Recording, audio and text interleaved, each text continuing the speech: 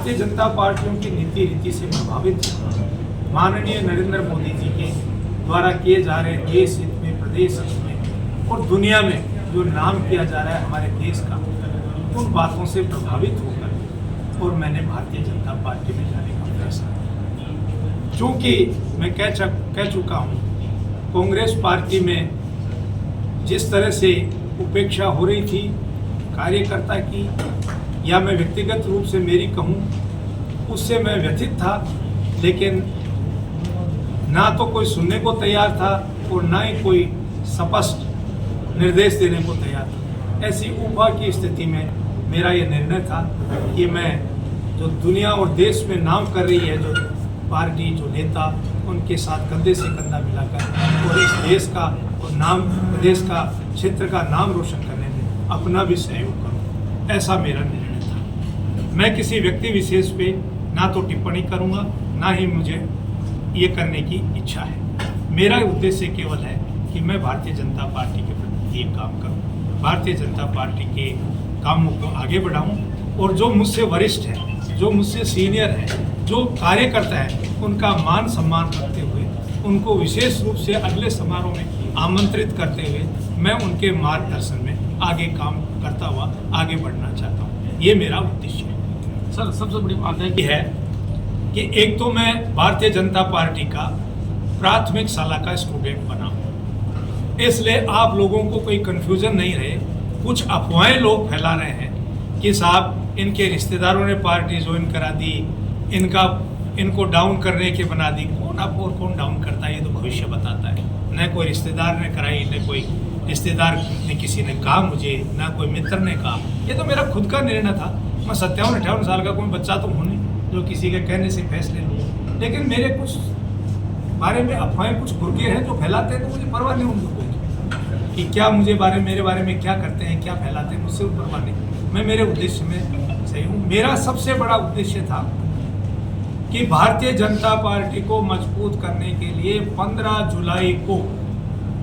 जुलाई 2023 को उदयपुर वाटी तहसील के प्रत्येक बूथ पे मैं पैदल यात्रा पे निकलूंगा और उस यात्रा में मेरे साथ भारतीय जनता पार्टी के साथी होंगे।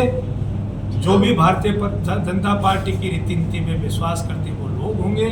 मैं भारतीय जनता पार्टी के, फिर कह रहा हूँ, समस्त पदाधिकारी जो मेरे क्षेत्र के हैं उनको, जो कार्यकर्ता है उनको आमंत्रित करूंगा और 15 जुलाई से लेके ठीक 2 महीने तक मेरी ये यात्रा चलेगी और समापन की घोषणा जिस पॉइंट पे करूंगा वो उससे 15 दिन पहले मैं आप लोगों को अवगत करूंगा। लेकिन 15 जुलाई से पैदल यात्रा भारतीय जनता पार्टी को मजबूत करने के लिए हर बूथ पे पहुंचना मेरा उद्देश्य है।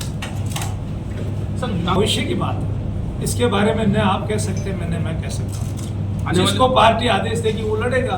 कल मुझे देगी तो मैं लड़ूंगा, आपको देगी तो आप लड़ेंगे। बीजेपी में शामिल होने से पहले आपने एक बयान दिया था कि किसी भी हर हाल में मैं चुनाव लड़ूंगा, लेकिन अब तो आप पार्टी में शामिल हो गए। अभी तो भविष्य की बात है ना, भविष्य की तो मैं नहीं कर सकता। भविष्य में क्या होगा मैं कैसे कह सकता हूँ।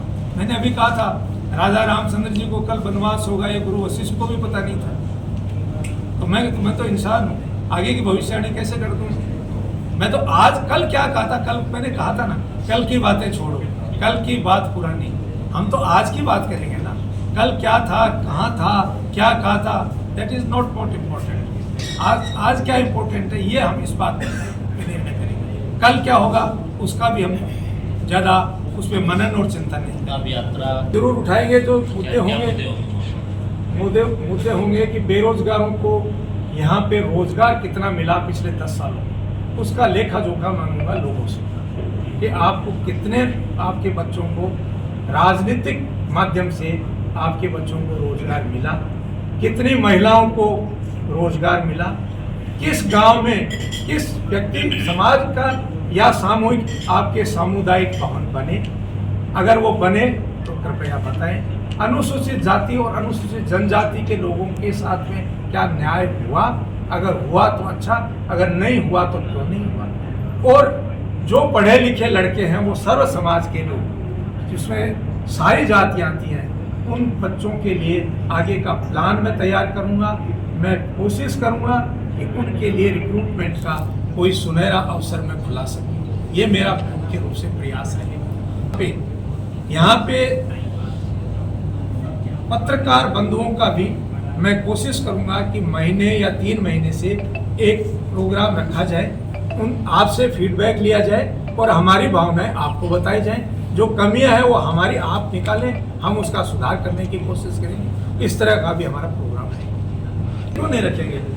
साधु बनने थोड़ी आए राजनीति में, चुनाव तो लड़ने के लिए आए। चुनाव लड़ेंगे, लड़ते रहेंगे आगे। राजनीति में जब आए हैं तो ये सोच के ही तो आए हैं। राजनीति में कोई सोच के नहीं आता कि मैं भगवा कपड़े पहन के बैठ जाऊंगा। आजकल तो बाबा लोग भी चुनाव लड़ते हैं, तो मैं तो सामान्य प्राणी हूं। बिल्कुल चुनाव लड़ेंगे, पार्टी आदेश देगी तो निश्चित रूप से लड़ेंगे।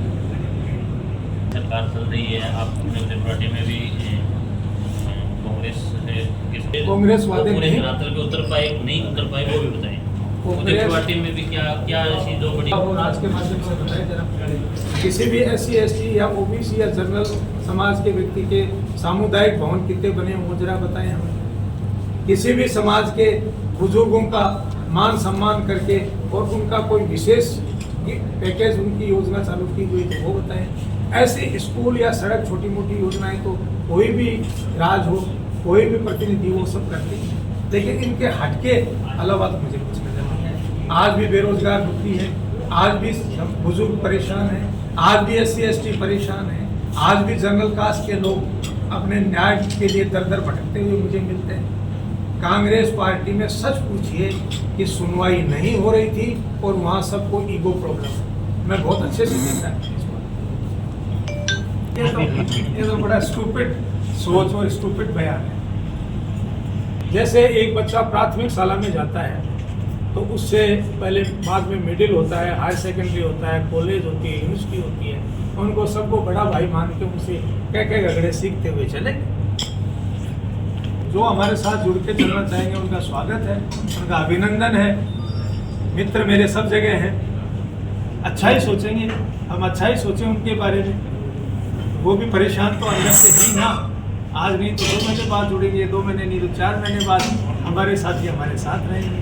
और भी जो साथी जुड़ेंगे उनका भी हम स्वागत करेंगे पार्टी में। साथ में आप कोई भी बड़ा घर होता है उसमें बहन भाई के भी कम बनती है, भतीजे के भी कम बनती है, भाभी देवर के भी कम बनती है, काका ताऊ से भी कम बनती है, लेकिन वो घर से बाहर झगड़ने थोड़ी जाते हैं। घर के भाई घर में आपस में थोड़ी देर के लिए मनमुटाव होता है, लेकिन बाद में जब कोई शादी विवाह होती है, जब कोई दुख तकलीफ होता है तो साथ खड़े नजर आते हैं ना। कोई मनमुटाव नहीं है, कोई किसी को ईगो प्रॉब्लम नहीं है, सब साथ लेके चले। लड़ाई व्यक्तिगत पार्टियों में नहीं होती, लड़ाई विचारधाराओं में। किसी की विचारधारा जब तक मिलती रहे तब तक अच्छी बात है। विचारधारा नहीं मेल खाती हो, स्वाभिमान, आपका मान सम्मान स्वाभिमान नहीं जमता हो, तो अंतरात्मा कह देती है कि ये जगह ठीक नहीं। कुछ लोगों का रोका आड़ा बन सकता है, रास्ते का कांटा बन सकता हूँ। आपने कहा कि धमकियाँ मिल रही है। हाँ बिल्कुल मिल रही है। कब से मिल रही है? काफी टाइम से, आज से। आपका आरोप ये कौन कर रहा है? ये आपको नहीं बता पाऊंगा, ये मुझे जिसको बताना होगा उसको बता पाऊंगा। सर तो उसके अलग विषय है, इस पर मत जाइएगा। मैंने आपको कहा है कि भारतीय जनता पार्टी की सेवा करते हुए मुझ पर कुछ भी हो सकता है, इसके लिए मैं सावधान हूँ। सर एक लो प्रोफाइल का आदमी हूँ। मैं 15 तारीख को जिस भी पंचायत से मुझे उचित लगेगा आपको अवगत करा दूंगा, वहाँ से शुरू करूँगा और सभी छोटे बड़े कार्यकर्ताओं का आह्वान करके करूँगा। कोई समय पे पहुँच पाए, किसी की व्यस्तता हो, जैसे आज भी कई लोगों की थी कि कई व्यस्तता के कारण नहीं आ पाए, कई हो सकता है कोई काम हो इसलिए नहीं आ पाए, तो ऐसा मैं नहीं सोच के चलूँगा कि मैंने आमंत्रित किया वो नहीं आए। कोई आएगा उसका स्वागत है, कोई व्यस्तता के कारण नहीं आएगा उसका भी स्वागत है। क्या बीजेपी आपको कोई बड़ा पद देने की ऐसी कोई योजना बना रही है? पहले भविष्य की क्या बात करें भाई?